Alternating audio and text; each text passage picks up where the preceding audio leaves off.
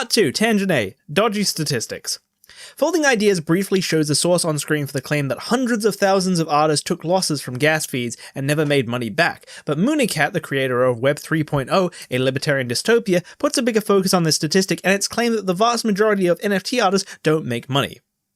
Artists who have made money out of this trend are now successfully converted into automatic NFT shills, putting .eth at the end of their Twitter screen names, such as musician RAC.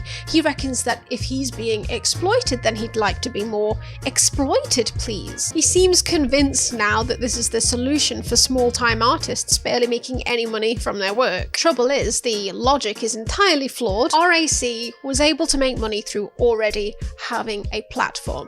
And that's the only real scarcity at play here. Attention. Here's a graph showing the median prices of sales in primary sales of NFT collections over a 1-week gold rush period. Looks pretty good at a glance, right? Until you realise the y-axis is a fucking logarithmic scale. Here it is on a normal scale. 34% of these collections made $100 or less, which means that after various fees, they actually lost money. 20% made less than $92 after fees, and then 11% made a whopping $223 after fees, and so on. That's for an entire collection of NFTs, which could be anything up to around 10,000 JPEGs.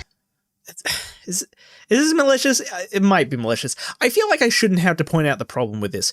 This is an artistic medium. There is no barrier to entry. You can't just take everyone who's ever made a single cent from their work and claim it's bad overall because a majority didn't earn enough to make profits. I'm pretty sure what's true of NFTs is probably true of any artistic method of making money. This is like claiming commissions or art supplies are bad for artists because the majority who tried failed and so lost money on buying the tools. It's like calling YouTube bad for aspiring YouTubers because most won't make their money back on the recording tools. It's like, no shit. The reality is most people who try to be a YouTuber have no idea what they're doing. It's not like there's a required college course. Most of them are kids or young adults who don't know anything other than that they're inspired by a favorite creator that they want to emulate. It's the same deal with aspiring artists. But if any of those aspiring YouTubers made even a single cent from AdSense, they would be counted in the YouTube equivalent of this analysis. For this statistic, all you need is a single sale to be included in the data, which, by the way, can be a very low price. It doesn't actually have to be over the gas fees, so many inexperienced artists who weren't going to be profitable through any other art medium may have been included in this list because they could have sold low enough to compensate for their lack of skill. The reason it doesn't have to be higher than the gas fee is because the fees you have to pay on OpenSea, where this data is taken from, isn't a fee you pay every time you make an NFT. It is a one-time fee to create the account. That's it. Dan Olson also mentions artists losing money on gas fees, which is true on marketplaces like Foundation, but on OpenSea, where this data comes from, it's by default the buyer who pays the gas fee, not the artist. It even says so in the analysis. So many of these artists may have sold their NFTs for way under the price of the fees because they believed if they sold enough, they'd eventually be making profits. This means it's very possible that a ton of artists in this statistic were new inexperienced artists that before were probably only rarely able to lock down a commission or some other means of making money, but were able to set their price low enough to lock down a single sale to be included in the statistic. This is especially true when you consider that this analysis took its data from the Gold Rush period, otherwise known as the 3 days after Beeple sold his $69 million NFT and had a ton of articles made about him. Not only does this mean there were a ton of people new to NFTs buying stuff like crazy thinking everything was liquid gold, but it also means a ton of artists just got started selling NFTs and may not have had a chance to earn back the cost of their account. Do you know how long the period of time is that they took this data from? 10 days. 10 fucking days. Which means if you were an inexperienced artist who set their price low enough to sell even a single piece to someone in the Gold Rush period, you had 10 days to sell more and make enough to make up your account fee, or you would be considered by this analysis as having lost money. 10 days.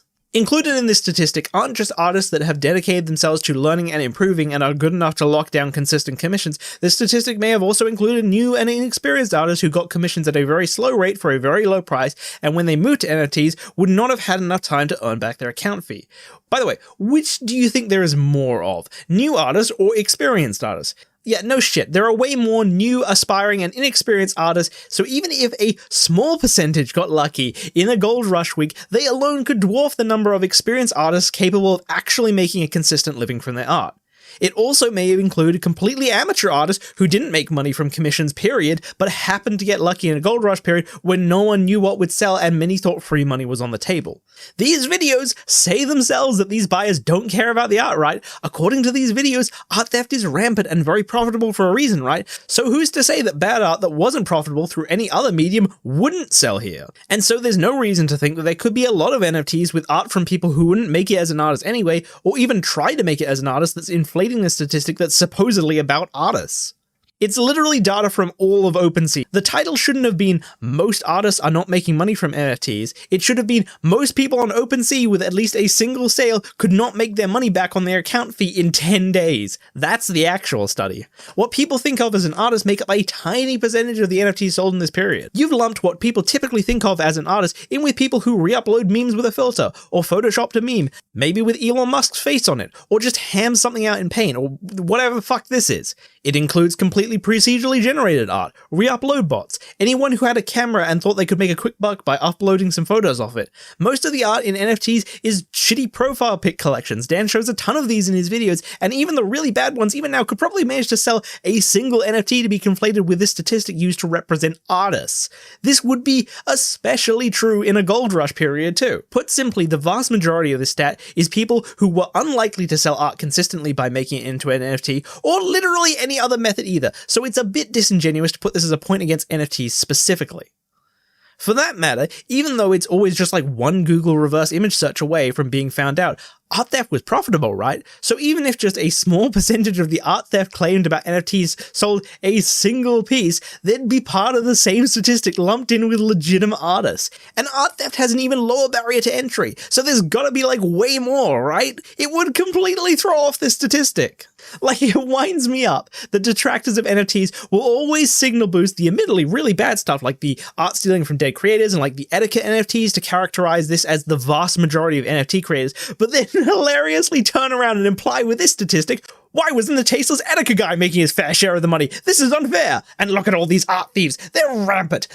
They're entitled to a slice of the pie too. Like, what the fuck are we talking about? Like, you know there was only one bid of like $35 on any of one of the etiquette punks, right? Like, the guy would have literally been part of the same statistic trying to claim that artists don't make money. Also, that bid may have even been the creator trying to make it look like the collection has value. You guys love to pretend that everything is wash trading, but you don't apply the logic consistently if it hurts the argument. Moonicat does exactly what Dan Olsen did with art thieves. In an effort to paint crypto in as bad a light as possible, they create so many criticisms that they start contradicting themselves with it. Let's take another bit of a tangent for a second, because I'm kind of being dishonest myself when I'm talking about art theft. So far into the video, I've actually been pretending that rampant and profitable art stealing is a legitimate criticism for the sake of flow. But the truth is, I think it's questionable. In fact, I think art theft happens no more here than in any other industry. The first thing that tipped me off to this was, while I have absolutely seen art theft, I've not seen a fantastic amount of evidence to suggest it's very profitable, or at least any more profitable than any other form of art theft. In fact, I don't think Dan has either, considering he shows a single example at 4811 where you can see the volume traded and it says 0.14 ETH with 89k minted. I find it funny that he's willing to pretend that artists on OpenSea have to pay gas fees for each mint, but then he doesn't apply any of that to the art thieves. It's weird that he only shows one instance where you can see the profits, because you'd think he'd want to substantiate the claim he made that the potential payoff is extremely high, much higher than a bootleg Redbubble store. But he doesn't.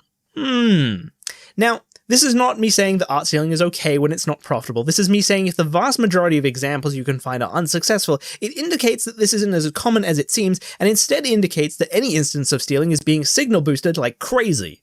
After all, if not much money is to be made, then it can't be happening that much, can it? There's not much incentive after all. Part 2, Tangent B. Art theft is overstated.